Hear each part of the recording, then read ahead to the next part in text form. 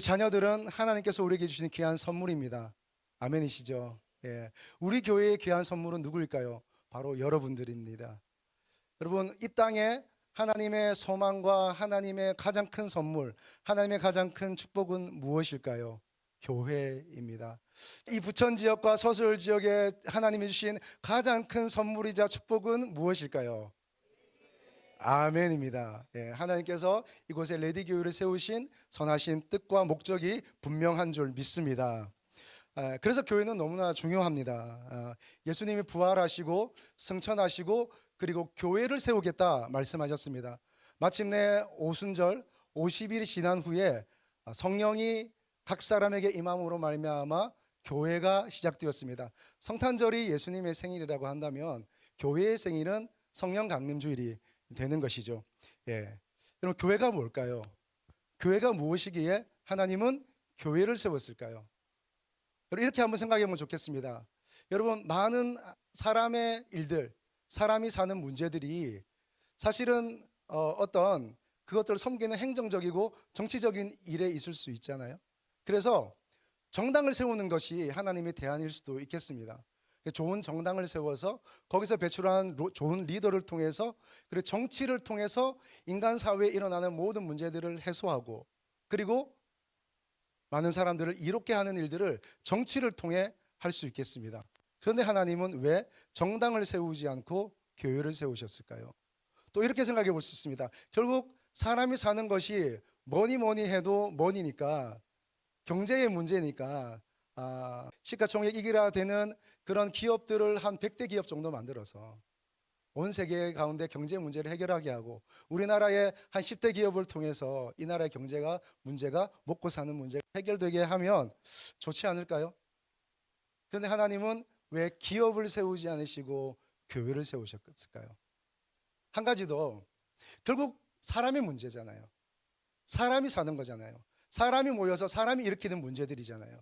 그러면 하나님이 좋은 사람을 배출할 수 있는 학교를 만들어서 거기에 좋은 교수들이 들어가게 하고 그리고 좋은 학생들이 배출이 되어서 그들이 각계 분야에 진출하여서 이 땅 가운데 인간의 문제를 해결하게 할 수 있지 않을까요? 그런데 하나님은 왜 교회를 세웠을까요? 답은 이것입니다. 교회만이 복음을 전하기 때문입니다. 아멘이십니까? 교회만이 복음을 전하기 때문이에요. 교회만이 그 복음 안에서 인간 안에 깊이 들어있는 윤리적인 문제, 행위적인 문제를 더 뛰어넘고 더 깊이 파고드는 칼날과 같이 파고드는 그 복음으로 말미암아 죄의 문제를 드러냅니다. 인간 안에 있는 그 죄의 문제, 행위와 모든 윤리를 뛰어넘는 그 죄의 문제를 복음은 깊이 파고드는 거죠.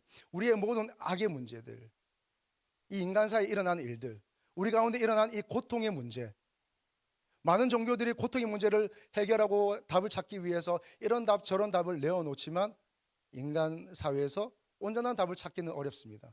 성경은 그것이 죄 때문이라고 얘기를 합니다. 그리고 그 죄가 얼마나 우리에게 큰 데미지를 미치는지, 그것이 얼마나 우리를 힘들게 하고 그리고 그것이 얼마나 우리를 버겁게 하며 그것이 얼마나 우리 사회를 악하게 만드는지 죄를 드러내는 것이죠. 뿐만 아니라 복음은 그 죄를 어떻게 이겨내는지를 복음은 말합니다. 우리 주 예수 그리스도이십니다. 예수 그리스도 안에 있으면 예수 그리스도로 말미암아 예수 그리스도를 통하여 우리는 모든 죄의 문제를 벗어버리고 하나님의 영광 안에서 죄를 뛰어넘는 삶을 살게 되니 이것이 복음입니다. 그리고 함께 예배하며 함께 주님을 찬양하는 공동체 안으로 들어와서 더불어 함께 사는 삶을 연습하고 훈련합니다. 이것이 바로 복음인 것이죠. 교회가 아니면 복음을 말할 수가 없습니다. 놀랍게도 하나님의 대안은, 이 인간 사회의 문제에 대한 하나님의 대안은 정치도 경제도 그리고 교육도 아닌 교회였습니다. 그리고 그 교회 위에서 정치로, 그 교회 위에서 비즈니스로, 그 교회 위에서 그리고 학업으로 나아가서 이 세상 가운데 영역들을 새롭게 하는 일들을 하나님은 교회를 통하여 복음 안에서 하는 것이죠. 여러분, 교회가 뭔데요? 교회가 도대체 뭐길래 이럴까요? 여러분, 1세기, 2세기에 살았던 기독교인들은 땅 위에서의 삶에서 박해를 받았기 때문에 땅 안으로 들어가게 됩니다. 지금 보여드리는 이 사진의 모습입니다. 땅 안으로 들어가서 그들은 그들의 자유로운 삶을 살기 시작합니다. 왜? 땅 위에서는 박해가 있고 핍박이 있고 많은 사람들이 오해가 있기 때문에 그 박해를 피해서 땅 안으로 들어갑니다. 깊이 들어가서 더 깊은 곳으로 들어가서 몇 층의 이들의 공간을 세우게 됩니다. 그런데 그들이 살 공간을 마련하기 전에 그들이 가장 먼저 만들었던 곳은 뭐냐면 교회입니다. 예배실입니다. 예배당입니다. 예배의 공간을 그들은 먼저 만들었던 거죠. 교회를 먼저 만들었던 거죠. 여러분, 왜 저 지상의 안락한 삶을 포기하고 지하, 땅 안에 저 불편한 삶으로 들어갔을까요? 교회를 세우기 위해서, 또 교회가 되기 위해서, 교회로 살기 위해서 그들은 땅 위의 삶을 포기하고 땅 안으로 들어간 것입니다. 여러분, 우리나라 초기에 복음을 전했던 선교사님들은 보면 미국이나 오스트레일리아에서 어렵게 살 곳이 없어서 그렇게 힘들게 살다가 우리나라로 온 것이 아니라 그들은 그 당시에 대단한 재력가였습니다. 또 대단한 인력이었습니다. 어떤 사람들이었냐고 하면, 예를 들면 연세대학교를 지었던 그 설립한 언더우드 선교사는 뉴욕에서 인문학을 전공했습니다. 이후에 의학을 공부하고 보장된 길이 있었어요. 그런데 그 모든 보장된 길을 내려놓고 이 조선 땅, 미개한 조선 땅에 와서 교회를 세우겠다고 그는 출발했습니다. 여러분, 성경 번역에 참여했던 레디 놀즈 데이비드 선교사가 있습니다. 고전어와 자연과학을 전공했습니다. 메릴린 대학에서 교수로 초청했습니다. 갈 길이 있었어요. 그러나 그 자기의 진로를 내려놓고 조선 땅에 교회를 세우겠다고 왔습니다. 양화진에 가장 먼저 묻힌 사람 헤로는 테르시 의과대학을 나와서 수석으로 졸업했습니다. 의사의 길이 열렸습니다. 학교에서 불렀어요. 그런데 그는 그것들 다 내려놓고 조선 땅에 교회를 세우겠다고 출발했던 사람들입니다. 그리고 양화진 외국인 선교사 묘지에 가장 먼저 묻히게 된 사람이었습니다. 여러분, 교회가 뭔데요? 교회의 본질은 복음인 줄로 믿습니다. 많은 사람들이 이렇게 합니다. 교회가 이렇게 해야 되지 않겠냐고, 교회가 이런 교회가 되어야 되지 않겠냐고, 교회란 이게 교회가 아니겠냐고 많은 사람들이 얘기합니다. 그러나 그 말도 맞겠습니다. 그러나 진짜 교회는 어떤 교회가요? 복음이 살아있는 교회입니다. 복음이 살아있고 복음이 들려지고 복음을 나누며 복음을 살아내는 교회인 줄로 믿습니다. 여러분, 오늘 우리가 왜 모여서 이 레디 교회를 만들었을까요? 이유는 단 하나입니다. 하나님의 나라와 하나님의 복음이 이 땅 가운데 편만하게 하기 위함입니다. 오늘 우리 교회가 세워진 이유, 그리고 오늘 우리 교회가 달려가는 이유는 이 땅 가운데 우리 주 예수님으로 말미암는 이 희망의 복음이, 하나님 나라의 복음이 온 세계에, 또 이 지역에 퍼지기를 간절히 바라는 것입니다. 그러는 가운데 우리 교회에 주신 하나님의 5가지 비전이 있습니다. 이 5가지 비전 짧게 한번 나누고 우리가 함께 또 기도하는 시간 가지도록 하겠습니다. 여러분, 우리 교회 5대 비전 기억하시나요? 여러분, 5대 비전은 ready, READY, 이 5글자로 만들어진 비전입니다. 첫 번째 R입니다. 이 R 뭘까요? Recovery, 회복입니다. 우리 교회가 기도하고 우리 교회가 바라는 것은, 우리 교회가 그렇게 애쓰고 수고하는 이유는 회복되기를 원하는 것입니다. 여러분, 우리가 정말 회복되기를 원하는데 우리가 교회에 오면 자주 많이 듣는 얘기가 있어요. 구원이라는 단어입니다. 구원은 무엇일까요? 구원, 많은 것으로 구원을 설명할 수 있겠지만 저는 이 구원을 이 단어로 치환해서 항상 얘기하고 설명하고 선포합니다. 회복입니다. 회복. 구원은 무엇인가? 구원은 회복입니다. 하나님과의 관계가 회복이 되고, 이 세상이 회복이 되고, 내 스스로가 회복이 되고, 연약한 육체가 회복이 되고, 병들었던 마음이 다시 강건하여지는 이것들이 회복입니다. 하나님께서 원래 창조하신 세계가 있어요. 그 창조하신 세계로 마지막 때는 주님 다시 오시면 그 세계로 회복되어질 것입니다. 그것이 구원입니다. 회복되는 거죠. 그 회복, 그 구원은 무엇으로 시작할까요? 하나님과의 관계가 회복되지 않으면 결코 모든 관계, 모든 세상 사는 것들은 회복될 수가 없습니다. 하나님과의 관계가 회복된 사람은 그 사람에게 회복되는 것이 있으니 그게 뭐냐면 바로 예배의 회복입니다. 복음 안에서 하나님을 만나고 예수 그리스도 안에서 자신을 발견하게 된 사람은 나를 구원하시고 나를 창조하신 하나님을 향해서 예배하고자 하는 열망이 일어날 수밖에 없어요. 예배하고 싶고 하나님 어떻게든 찬양하고 싶고 지나가면서 운전하면서 따봉이라도 하고 싶은 이런 마음이 우리의 구원받은 자에게 또 하나님께 창조받은 자에게 생기는 당연한 지극한 현상입니다. 여러분, 온전한 예배가 회복되기를 축복합니다. 우리 교회가 그렇게 회복하며 나가기를 바라는 것은 하나님과의 많은 사람들의 관계가 회복이 되고 예수 그리스도 안에서 예배가 포기되고 예배를 놓치고 있는 사람들에게 예배가 회복되기를 바라는 거예요. 그렇게 예배 안에서 하나님의 임재와 하나님의 치유를 경험한 사람들은 자기 자신을 보는 눈이 달라지는 거죠. 자기를 만드시고 자기를 구원하신 하나님을 향해서 감사하게 돼요. 감사한 마음이 많아지고 그 넉넉한 마음이 생기니까 이웃들을 사랑하기 시작합니다. 이웃들을 섬기기 시작합니다. 그리고 모여서 함께 공동체를 이루어 가기 시작합니다. 그러면서 이 하나님의 놀라운 복음들을 세계 곳곳에 또 지역에 만나는 사람들에게 전하기 시작하는 거죠. 오늘도 예배를 포기하고 예배를 놓치고 있는 사람들에게 예배의 회복을 주기 위해서 그 사람들을 예배 안으로 초청하게 되는 일들이 있습니다. 여러분, 사람이 마음의 병이 있어요. 마음의 병. 사람들이 늘 마음 가운데 우울하고 분노하며 또 그 다음에 외로워하고 그리고 불안 장애가 있고 그리고 공황 장애가 있습니다. 여러분, 이 마음의 답답함들 어떻게 해결할 수가 있을까요? 물론 병원에 가서 약을 먹을 때 효과가 될 수도 있겠습니다. 도파민이 나오고 또 어떤 그 치료량을 통해서 또 좋은 어떤 방법들을 통해서 조금은 나아질 수 있겠습니다. 그러나 인간의 기본적인 그 두려움, 사람이 왜 불안하고 두려워할까요? 그것은 사망에 대한 두려움이 기본적으로 있기 때문입니다. 그 두려움이 해소되지 않고는 이 마음의 병들을 해소할 수가 없어요. 그 모든 사망 권세를 이기신 분이 누구입니까? 우리 주 예수 그리스도이십니다.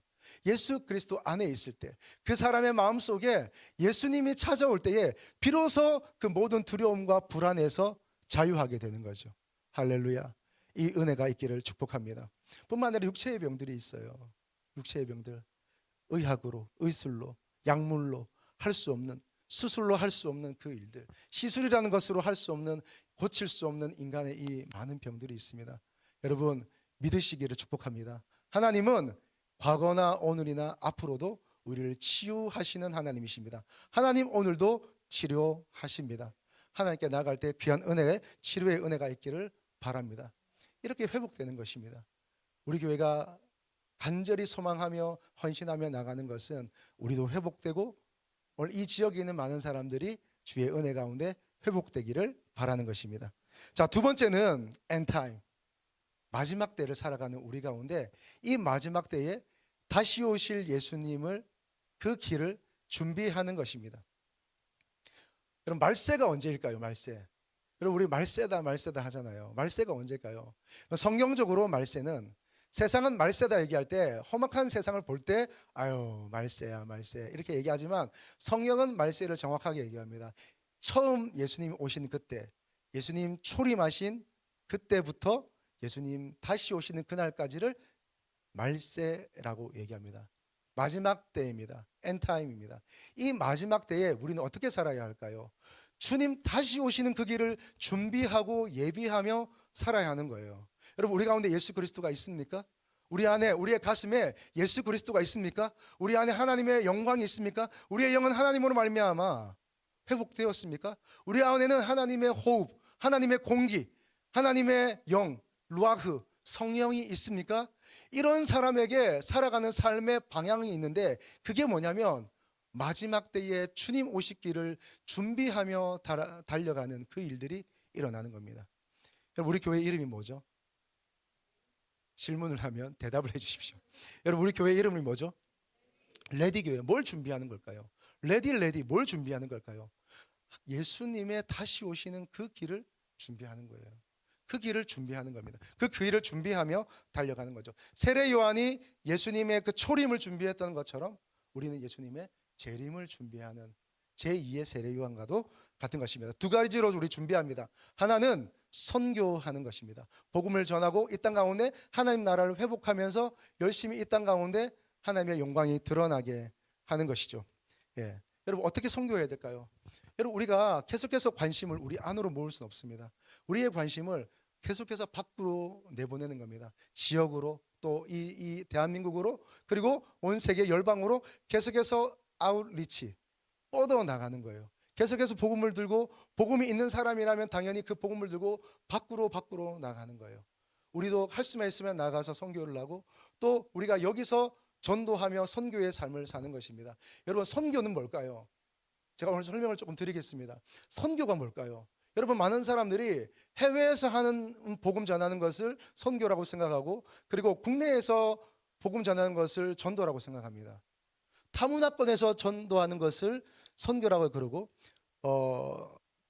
동일 문화권에서 복음 전하는 것을 전도라고 그렇게 사람들이 얘기하는 경향이 있습니다. 그런데요, 사실은 다 틀린 말입니다. 선교란 무엇이냐면 전도라는 핵심적 사역을 중심으로 해서 의료나 교육이나 비즈니스나 기타 다른 활동을 하면서 복음을 전하는 일들을 선교라고 얘기를 하는 거예요. 그럼 전도는 뭐냐면 예수 그리스도를 전하고 하나님 나라를 전파하는 그 핵심적 사역, 예수 그리스도를 전하는 그 핵심적 사역을 가운데 놓고 그리고 그것을 전하기 위해서 때로는 의료라는 방법으로 때로는 교육이라는 이름으로 때로는 비즈니스 하면서 때로는 이런저런 일들을 하면서 예수님을 전하는 더 포괄적인 사역들을 우리는 선교라고 그렇게 얘기를 합니다. 자, 그렇다면 오늘 우리가 살아가는 모든 삶은 다 선교인 것입니다. 지난주 우리가 고백하고 선포했던 것처럼 그리스도의 가슴이 있는 자마다 그리스도가 있는 가슴마다 선교사이고 그리스도가 없는 가슴마다 선교지가 되는 것입니다. 그럼 우리의 삶은 따로 선교사가 있는 게 아니라 우리가 선교사인 거죠. 직장 선교사이고 여러분 사업 선교사이고 여러분 가정 선교사이고 그리고 학생 선교사입니다.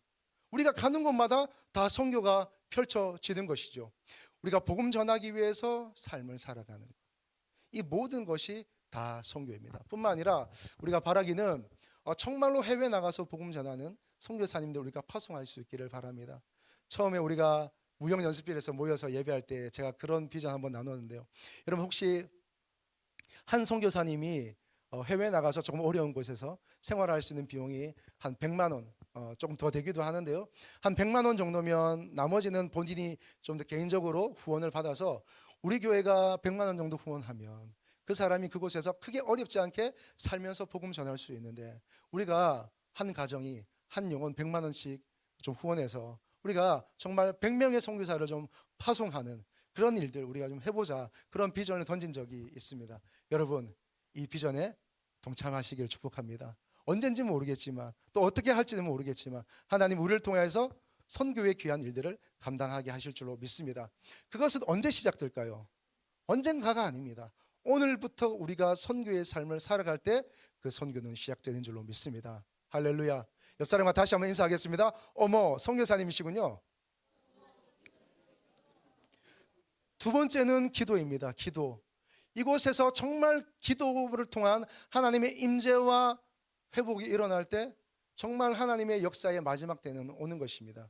여러분 우리 교회는 기도실이 되기를 바랍니다. 우리 교회 성도들만 와서 기도하는 정도가 아니라 저는 바람이 있어요. 이제 본격적으로 제가 시작할 텐데요. 한 달에 한 번 정도 저희가 이 교회가 아니라 이 건물에 있는 34개에 있는 호실에 저희가 매달 음료수를 섬기는 겁니다.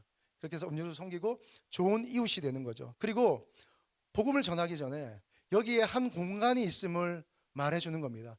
이 공간은 우리에게는 기도실이지만 믿지 않는 사람들에게는 그냥 휴게실이 되는 겁니다. 커피 머신을 켜놓고 음료수를 준비해놓고 누구든지 지치고 힘들 때 그분이 원장님이시든 그분이 사장님이시든 그분이 직원이든지 아니면 학원에서 일하는 선생님이시든지 누구든지 와서 뭔가 쉼이 필요할 때 여기 와서 음료수를 마시고 여기 와서 머물러 있다 가는 겁니다. 기도할 수 있는 분은 기도하시고 그냥 기도를 할 줄 모르는 사람은 여기에 머물러 있다 가는 거죠. 그런데 여기서 그냥 앉아 있을 뿐인데 눈물이 나는 겁니다. 그냥 여기 앉아 있을 뿐인데 뭔가 누군가 알 수 없는 사람이 나를 따뜻하게 감싸 안는 것을 경험하는 겁니다. 그런 일들이 우리 가운데 일어나기를 바라는 거죠. 그리고 많은 사람들이 여기서 기도하고 하나님의 임재를 경험하고 회복되고 하나님께 영광을 돌리고 주께로 돌아오게 되고, 그렇게 마음이 병들고 나약해졌던 그 심령들이 강하여지고 하나님의 강력한 군사가 되는 그 일들, 우리가 한번 꿈꾸어 봅니다. 할렐루야. 세 번째는 association, 연합하는 일들입니다. 첫째는 우리 가운데 연합이 있어야 됐고요. 그리고 또 하나는 이 지역과 함께 연합하는 겁니다. 이 지역과 연계하는 겁니다. 여러분, 우리 전도 왜 해요? 교회 가면 전도하라 그러잖아요. 또 우리는 전도할 겁니다. 전도 왜 할까요? 물론 그 영혼을 위해서 우리가 전도해야 하겠습니다. 그러나 우리 교회를 위한 전도는 지양해야겠습니다. 물론 우리 교회를 위해서도 전도하겠지요. 그러나 그 전도의 궁극적인 목적은 그 영혼을 위한 것이고 이 지역을 위한 것이 되어야겠습니다. 다시 말해서 우리 교회를 위해서 이 지역을 활용하는 것이 아니라, 우리 교회의 부흥을 위해서 이 지역을 끌어당기는 형태가 아니라, 물론 여러분 우리가 복음 전하고 하다 보면 당연히 그런 일들은 일어나게 됩니다. 그런 방법이 아니라 이 지역을 위해서 우리가 존재하는 것입니다. 할렐루야. 여러분, 왜 교회는 있을까요? 왜 교회는 존재할까요? 우리를 위해서 이 지역이 존재하는 게 아니라 이 지역을 위해서 우리가 존재하는 겁니다. 여러분, 교회는 왜 산속으로 들어가지 않을까요? 수도원 같이 산속으로 들어가 그냥 거기에 찾아온 사람들과 함께 공동체를 가지면서 거기서 숨어 지내지 않고, 교회는 왜 이 세상 도심 속으로 들어와 있을까요? 이 세상 가운데 교회가 필요하기 때문입니다. 이 세상 가운데 교회가 필요하기 때문에 우리는 이 세상 안으로 깊이 침투하여 여기에 들어와 있는 것입니다. 그러기 위해서는 우리가 해야 할 일이 뭘까요? 많은 일들을 해야겠지만 저는 다시 말씀드립니다. 우리가 이 지역에 좋은 이웃이 되는 겁니다. 아직은 우리 미약하지만, 연약하지만 여러분 할 수만 있는 대로 계속해서, 아니 또 힘이 지나도록 우리가 이 지역을 섬기십시다. 이 지역을 섬기고 이 건물을 섬기고 또 이 건물 안에 있는 많은 분들을 섬기고 사장님들을 섬기고 원장님들을 섬기고 섬겨 나가십시다. 예. 안 되면 우리 거 줄이고요. 그렇게 해서 우리가 섬겨 나갈 때에 하나님의 영광이 드러날 줄로 믿습니다. 여러분, 네 번째는 제자화입니다. 제자화. 훈련하는 거예요. 훈련. 여러분, 믿음 안에서 우리가 복음의 씨앗이 심겨지면 그 심겨진 하나님의 복음의 씨앗, 축복의 씨앗, 영광의 씨앗은 어떻게 되어야 될까요? 첫째는 뿌리 내려야 합니다. 그리고 그 씨앗이 줄기를 뽑고 가지를 뽑고 자라나야 합니다. 자라나는 것이 목적일까요? 아니요. 잎이 무성해야 되죠. 그런데 나무의 목적은 잎이 많아지는 것이 아니죠. 열매가 맺어져야 하겠습니다. 여러분 안에 심겨진 그 복음의 씨앗이 뿌리 내리고 그리고 줄기가 자라고 가지가 뽑고 열매 맺게 하기 위해서 우리가 반드시 거쳐야 하는 일인데, 그것은 양육을 받아야 돼요. 여러분, 어린아이가 태어났는데 그 즉시로 길에 던져진다면 그 아이가 자라날 수 있을까요? 생명을 유지할 수 있을까요? 분명히 생명이 주어졌습니다. 분명히 호흡이 주어졌고 육체와 혈액이 주어졌습니다. 그러나 그 아이가 길바닥에 내던져진다면 그 아이는 살아날 수 있겠습니까? 그 아이는 자라날 수 있겠습니까? 누군가 그 아이를 데리고 안고 젖을 먹이고 그 아이를 씻기고 그 아이가 자라날 때 필요한 것들을 공급하고 교육을 시키고 해야만 그 아이가 자라나지 않겠습니까? 여러분, 우리의 영도 마찬가지입니다. 우리의 영이 예수님 믿고 교회 다니는 것으로 끝나지 않습니다. 자라나야 해요. 그것이 필요한 게 뭐냐면 양육과 훈련입니다. 여러분, 짧게 우리 교회 양육 네 가지만 함께 소개하며 나누겠습니다. 첫 번째는 굿뉴스 트랙입니다. 복음 양육입니다. 여러분, 복음 전 단계를 함께 나눠요. 프리 굿뉴스. 여러분, 혹시 여러분 주보를 보시면 우리 교회 양육 시스템이 있습니다. 조금 더 수정해 나가야 되고 이제 1.5가 필요한 이런 시간이 왔는데요. 제가 수정하려고 합니다. 언젠가는 2.0 시리즈가 나올지도 모르겠습니다. 처음에는 우리가 굿뉴스 트랙이에요. 여기서 세 가지로 나누어져 있는데 이것은 복음 전 단계. 여기서 당신에게 왜 복음이 필요한가? 사람들이 복음이 필요한 이유를 몰라요. 복음이 필요한 줄 몰라요. 그런데 우리가 왜 당신에게 복음이 필요한가? 왜 우리 인류 사회에 복음이 필요한가를 먼저 나눠요. 그리고 거기에 동의하는 사람들에게 복음의 핵심적인 내용이자 주인이신 예수 그리스도가 누구인지 나눠요. 그리고 세 번째, 그 예수 그리스도와 함께 살아가는 삶, 하나님과의 관계 어떻게 맺는지, 나와 나 자신과의 관계를 어떻게 형성해 가야 하는지, 나와 이웃과의 관계는 어떻게 되며 나와 세상과의 관계 가운데 이미 회복된 관계를 어떻게 더 회복시켜 가야 하는지에 대해서 함께 나눕니다. 그리고 두 번째는 바이블 트랙입니다. 이 바이블 트랙에서 성경 말씀을 함께 나눕니다. 각 권을 공부하기도 하고 90일 성경 통독을 하고 그리고 어성경이라는 것을 통해서 함께 말씀을 좀 나누도록 그렇게 하겠습니다. 세 번째는 라이프 트랙입니다. 우리 가운데 이런 양육을 통해서 어느 정도 알게 되면 그 다음에 필요한 게 뭐냐면 이 안에 있는 그 돌덩어리 같은 것들을 깨야 돼요. 그리고 우리 가운데 깊이 뿌리 박혀 있는 쓴뿌리들이 있어요. 이것들을 제거해서 꺼내야 되는 거죠. 흔히 하는 말로 내적 치유가 필요합니다. 인카운터 수양회가 필요합니다. 함께 그래서 그런 수양회를 떠나고 그리고 성령 수양회 그리고 부부학교 또 선교 훈련 이런 것을 통해서 어떻게 복음으로 어떻게 믿음으로 살아가는 것인가를 함께 나누고 훈련해 가겠습니다. 이런 것들을 거치고 나서 그리고 나서 이제 목자가 될 수 있는 사람들에게는 LTC 리더십 트레이닝 코스를 하는 겁니다.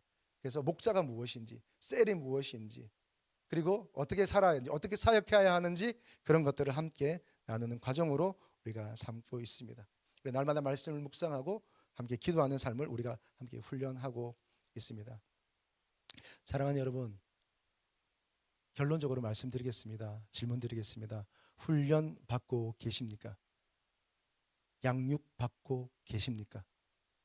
양육 받지 않고 훈련 받지 않으면 자라날 수 없습니다. 교회 다니는 것으로 만족하시겠다면 그렇게 하셔도 괜찮겠습니다. 그러나 자라나고 훈련받고 변화되고 싶은 마음이 있다면 여러분 양육과 훈련이 절실하다는 말씀 제가 드리겠습니다. 또 하나, 유튜브 보는 것은 양육이 아닙니다. 그냥 책 읽고 넘어가는 것은 양육이 아닙니다. 이 양육과 훈련은 반드시 거기서 삶이 다루어져야 됩니다. 때로는 아플 수 있습니다. 때로는 부담스러울 수 있고요. 때로는 내가 거기에 동의되지 않는 일들도 있습니다. 그러나 양육과 훈련 가운데 꾸준히 그 시간들을 보내다 보면 나도 모르게 변화되어 있고 나도 모르게 새로운 단계와 새로운 차원에 들어와 있는 나 자신을 발견하게 됩니다. 그렇게 훈련받고 양육받은 사람들이 많아져야만 우리 교회는 능력교회가 되는 거예요. 그렇게 능력교회가 되어서 우리 가운데 힘과 능력이 있어야지 누구든지 우리 교회 안에 오든지 우리 누구든지 나가서 만났을 때에 그 사람에게 영향력을 끼칠 수 있는 게 아니겠습니까? 나도 뿌리 내리지 않았는데 누구를 뿌리 내리게 한다는 말입니까? 나도 열매 맺지 못하는 삶인데 누구로 하여금 예수 그리스도 안에서 열매 맺도록 그들을 인도한다는 말입니까? 사랑하는 여러분, 예수 그리스도 안에서 뿌리 내리고 자라나서 열매 맺기를 축복합니다. 다섯 번째입니다. 영앤 유스, 젊은이 사역입니다. 젊은이 사역. 왜 젊은이 사역 이렇게 제가 목을 맬까요? 젊은이들이 많으면 분위기 좋으니까요. 젊은이들이 많으면 교회가 화기애애하니까요. 그렇지 않습니다. 여러분, 신앙의 결론은 이렇게 우리 권사님처럼 연세 지긋하신 분들에게 여러분 더 신앙의 결론과 깊이가 있습니다. 그런데 왜 젊은이 사역이 필요할까요? 뭐 많은 이유가 있겠지만 단도직입적으로 말씀드리면 젊은이들이 교회를 떠나고 있기 때문입니다. 젊은이들이 교회로 돌아오기가 쉽지 않고요. 또 이 시대 사주가 교회를 배척하고 있기 때문입니다. 그래서 젊은이를 향한 몸부림과 노력과 그 신학과 철학과 그리고 그들을 향한 헌신과 노고가 있지 않으면 젊은이들을 세울 수가 없는 겁니다. 여러분, 저도 부족합니다. 우리도 부족하지만 우리가 꿈꾸고 기도하고 달려가면 우리의 어떠함이 아닌 하나님의 능력으로 그 일이 이루어질 줄로 믿습니다. 달려가는 거예요. 달려가는 거. 하나님, 이 땅 가운데 젊은이들이 회복되게 하여 주옵소서. 캠퍼스가 복음화되게 하여 주옵소서. 하나님, 이 땅의 젊은이들이 예수 그리스도 안에서 새 희망을 발견하게 하옵소서. 그들의 입에서 헬조선이 나오는 게 아니라 하나님, 그들의 입에서 하나님 나라의 희망을 말하게 하여 주옵소서. 하나님, 그들이 이 죄된 세상 속에서 다 그렇게 살잖아, 나도 그렇게 사는 게 뭐 어때서? 라고 말하는 게 아니라 하나님 나라의 복음의 능력의 성경의 가치관을 붙들고 씨름하는 청년들이 많이 나오기를 바랍니다. 예배가 회복되고 하나님 나라를 꿈꾸며 달려가는 이 젊은이들이 세워지기를 축복합니다. 여러분, 이 일을 위해서 우리가 최근에 다시 우리가 광고하였지만 함께 나누는 일이 있습니다. 여러분, 얼마 전에 제가 이 부천대학교에 복음을 전하고 있는 CCC라는 선교단체의 이 간사님들을 저희가 만났습니다. 함께 식사를 나누고 교회로 초청해서 차를 나누고 대화를 나누었습니다. 대화하면서 제가 물었어요. 많은 선교단체들이 없어졌는데 지금 선교단체들이 어떤 선교단체들이 있습니까? 여러분, 원래 많았거든요. 뭐 YM도 있었고요, 뭐 UBF 이런 선교단체들이 많았습니다. 그런데 다 없어지고 CCC만 남았습니다. 제가 물었어요. 어떻게 CCC만 남았냐고. 그러니까 CCC는 학기 초 중간에 어떻게든 어떤 일이 있든지 간에 그들이 받든지 받지 않든지 이 복음을 들고 캠퍼스로 나간다는 거예요. 거절하는 사람 많지만, 듣지 않겠다는 사람 많지만 계속해서 만나서 그들에게 복음을 전하고 사역일을 전하고 해서 복음을 전하다 보니까 하나님께서 영생을 주시기로 작정된 자들을 만나게 된다는 거예요. 그리고 예배를 포기하고 교회를 포기하고 있는 젊은이들을 만나게 되는데 그들을 회복하게 하는 일들이 일어난다는 거예요. 고향교회에서 떠나와서 이 기숙사에서 어디로 가야 할지, 어떻게 해야 될지, 어떤 교회로 가야 할지 알지 못하는 그 영혼들을 만나서 믿음 안으로 일으키며 세워가게 한다는 거예요. 제가 부탁했습니다. 우리 교회 연약한데, 우리 교회 아직 시작한 교회인데 부탁한다. 우리 같이 하자. 우리가 얼마나 이 선교단체에 도움이 될지 모르겠지만 우리 힘써서 도울게요. 함께 할게요. 그리고 우리가 이 캠퍼스에 같이 전도할 수 있도록 우리 좀 끼워주세요 라고 부탁을 했습니다. 함께 하겠다고 그렇게 약속했습니다. 서로가 더 교제하면서 알아가기로 했습니다. 그런데 제가 기도하는 가운데 하나님 제게 주신 마음이 있어요. 그들을 섬기라는 겁니다. 그들이 다 자비랑 선교사예요. 대학교 졸업하고 CCC라는 선교단체에서 복음을 듣고 그들이 영이 자라고 나서 이제 졸업한 이후에 CCC라는 선교단체를 통해서 받은 은혜가 너무 크니까 이 선교단체에 남아서 간사를 하는 거예요. 그러면 이 선교단체에서 월급을 주느냐? 그렇지 않습니다. 월급 주는 게 아니라 자비량으로 섬깁니다. 후원을 만들어내고 그리고 아르바이트를 하고 그리고 신학을 했던 사람들은 거기서 전도사 사역을 하면서 이렇게 어렵게 그리고 사립비 받은 거 가지고 그 캠퍼스에 있는 애들 다 밥 사주고 음료수 사주고 요즘 커피가 좀 비싸요 말이죠. 밥 사주고 이러면서 그냥 그렇게 열심히 하고 있습니다. 그래서 여러분 우리가 그들을 좀 섬기면 좋겠습니다. 하나님의 나라와 또 그렇게 열심히 복음 전하는 간사님들을 섬긴다면 하나님 기뻐하지 않으실까요?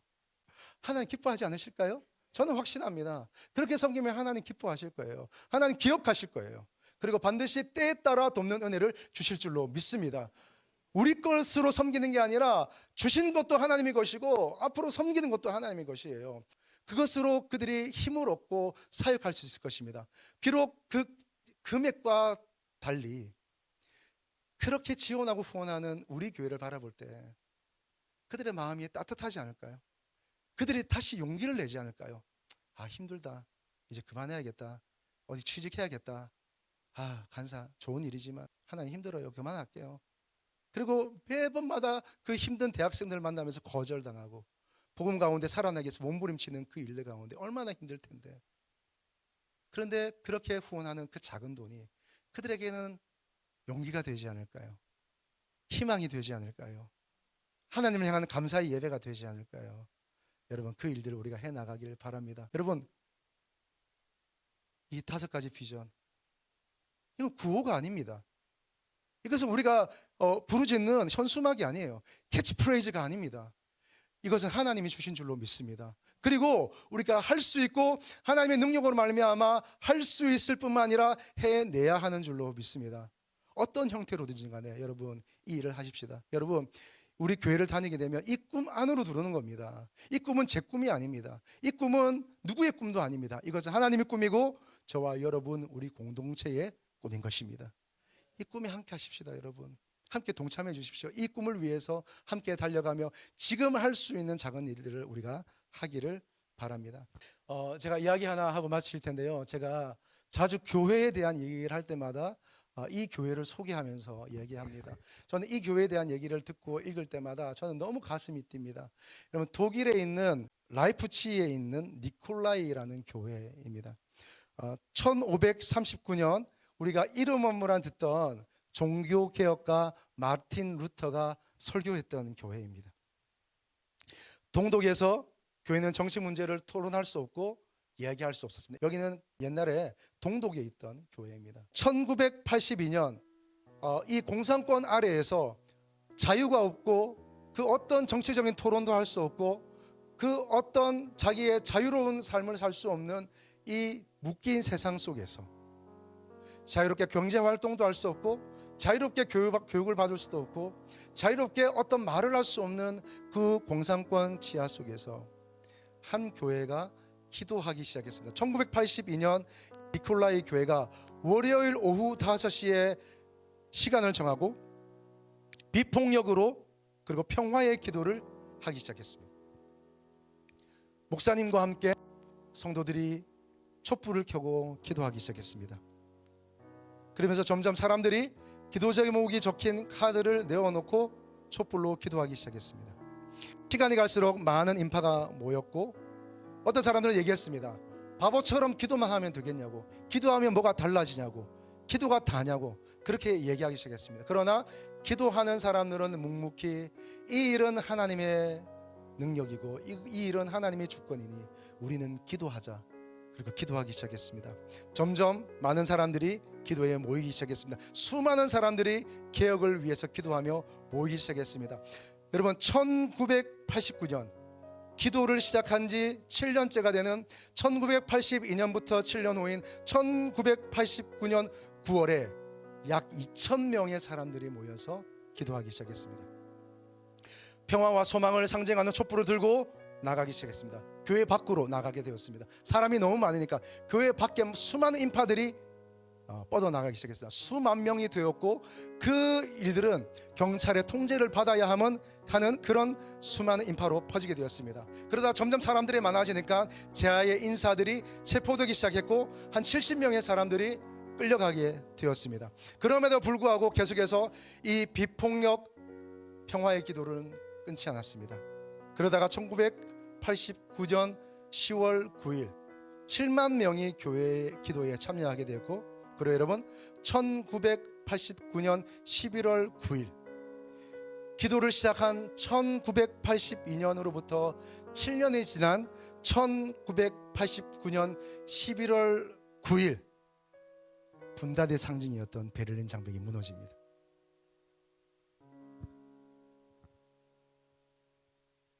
교회가 해야 할 일은 이런 것들입니다.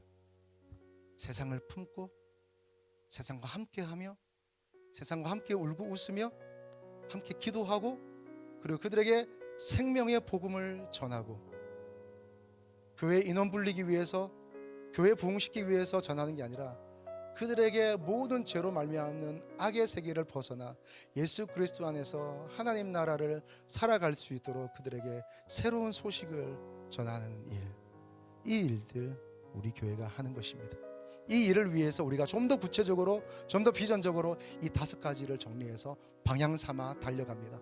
더 실천 사항들이 필요하고 앞으로 하나님이 우리에게 어떤 일을 맡기실지 우리는 알 수 없습니다. 그러나 사랑하는 여러분, 우리 주 예수 그리스도 이름으로 권면하고 축복합니다. 이 일에 함께 하십시다. 여러분의 예배가 회복되기를 축복합니다. 또 여러분이 마지막 때를 살아가기를 축복합니다. 그리고 뿐만 아니라 그리고 함께 연합하는 일들이 여러분으로부터 시작되며 그리고 계속해서 제자화 되어가며 마지막 때에 이 시대의 젊은이들을 살려내고 복음화하는 캠퍼스를 변화시키는 일들 하나님 우리 교회를 통하여 시작하게 하실 줄로 믿습니다. 같이 기도하겠습니다.